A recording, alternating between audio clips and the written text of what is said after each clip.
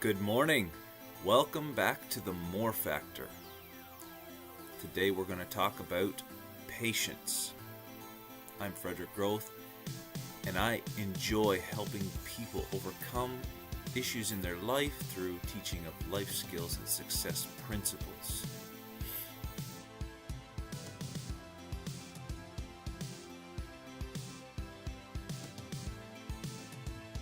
So today we're going to talk about patience.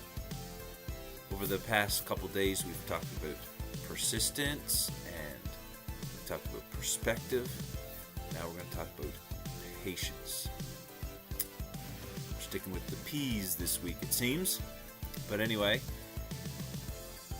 I had a lesson that I was reminded about yesterday, and I learned the lesson many years ago, but never really understood how to apply it to real life.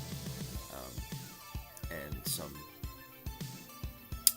video and some stuff I read kind of just made it click yesterday, and it just boom, how the light bulb turns on in the mind.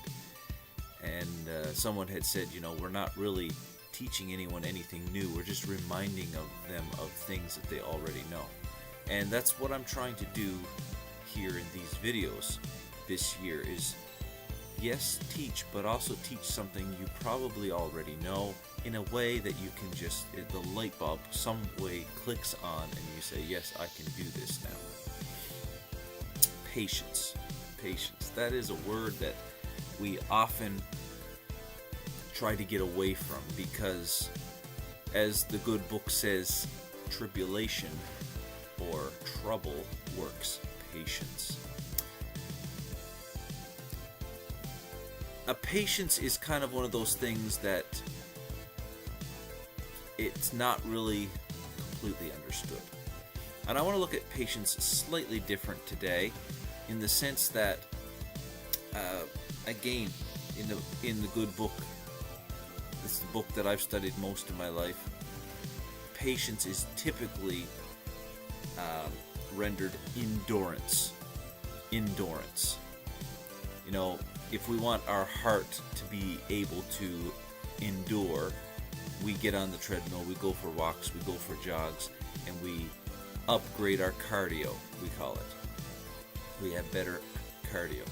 And we work and we stretch and we do all these exercises to increase the ability of our cardio. That is called patience. See, we have an end result, and we've got to go through some things to get to that end result. Endurance is such an important part of our life. It's so important, so important. Now I want to touch on, very briefly, the lesson that I learned, because it's indirectly related to this topic of patience. And that is this. We don't seek for, or we don't pray for, I'm saying this backwards. We need to seek and pray for exactly what we are desiring for, not the temporary things that we think will give us what we desire for. For example, I know that's a lot of words to say a lesson, but here's the real life example. A lot of people they ask for money and fortune and finances. But what they really want is peace and security. See, they're after the wrong thing to get the right thing. Don't get me wrong, there's nothing wrong with having some money and having fortune. And typically, if you seek security and peace and a few other things, you will probably end up with a good amount in your bank account. But see, the issue here, the lesson to go with patience is, a lot of times we are seeking for a result and walking down the wrong path.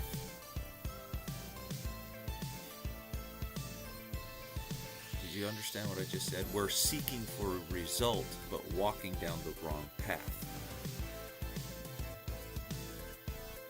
Let me put it to you this way.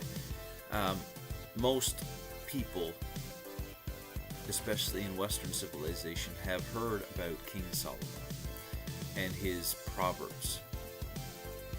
Well, before King Solomon wrote the Proverbs and got the wisdom, he was crowned king in the stead of his father, King David. And on the night of his coronation, God visited him and asked him a question in a dream. He said, "You're going to be king now, and I'm offering you a gift." Now, this is not a gift that God gives to anybody very often. But God told Solomon, "Ask me anything that you want." Anything. The God of creation asked King Solomon, "Whatever you want, anything, I will give it to you." And King Solomon thought about it. He said, "I could ask for victory over my enemies, I could ask for riches, I could ask for blah blah," and went down a big list of things that he could ask for. And he said, "No, God, I would like something. I would like wisdom on how to lead this people, your people." See, that was the result that Solomon wanted. But so many people walk down the path toward a different result, expecting the result they want. And in the end, God said, "Because you've asked for wisdom, I will give it to you. But I will also give you victory over your enemies, and I will also give you riches beyond compare." And today, King Solomon is not only known as the wisest man on earth, but he was also known as the richest man on earth. Because he desired something, and he asked God to lead him down the path to that thing, and there were side benefits. You know, if you want to be secure in your family, secure in your home, secure, typically you will have finances, but you will also have love, you will have loyalty, and you will have time to be with your family. You will have a roof over your head, you will have food and clothing.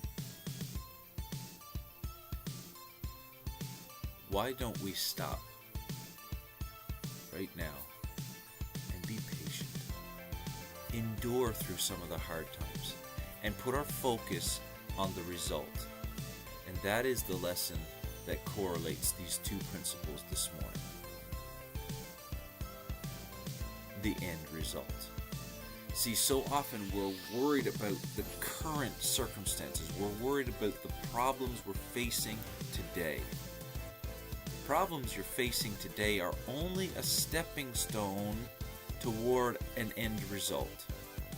And that result is dependent on what you want it to be, and what you choose it to be, and how you react, and how you act, and how you respond to the circumstances in your life. You can go off your head and blow up, and you will get a result. You probably won't like your result. But if you have a little bit of patience, a little bit of endurance, say, "You know what, I can make it through this. It may be tough right now, it may be hard right now, but I can make it through this. I've been through other problems, I've been through other situations in my life. Scenarios have not always played out in my favor, but I have always made it through." Tell yourself that. Realize, look at your past. Don't dwell on your past, just glance back there and say, "You know what, I made it through a lot of crap. I can make it through this." So don't give up today. Have some patience. Have some endurance. Be persistent. Have some perspective. What is the end result that you want? What is the end result that you desire? Peace, security, health, the ability to give whatever you want to give to others, purpose, wealth. What is the purpose that you want? What is the end result that you want? See, we often dwell on the things that are temporary. instead of the things that are important. Money is great, folks. I enjoy having a bit of money around. But the fact is, money never buys happiness. But the journey to getting what you desire, the being around your friends and family, the giving of life to others, that brings happiness. And if you happen to get some abundance along the road, bonus. Let us take some time today and realize, let's get some persistence, let's get some perspective, and let's get some patience. And let's turn our lives around. We don't have to necessarily slow down, but we need to understand patience is the key. Anyone who's ever invested money in anything understands patience is the key. Markets always end up going up. They may be down on the floor right now, but markets always end up going up. Be patient. Take some time today to just take stock. What is it you really want in life? What is the end result that you're looking for?